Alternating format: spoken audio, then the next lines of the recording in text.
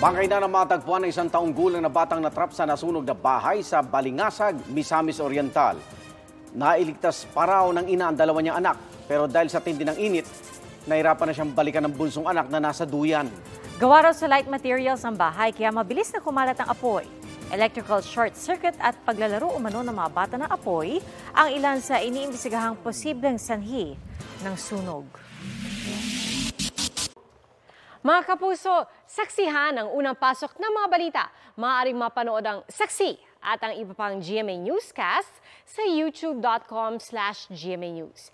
I-click lang ang subscribe button. At sa mga kapuso abroad, maaari po kaming masubaybayan sa GMA Pinoy TV at www.gmanews.tv.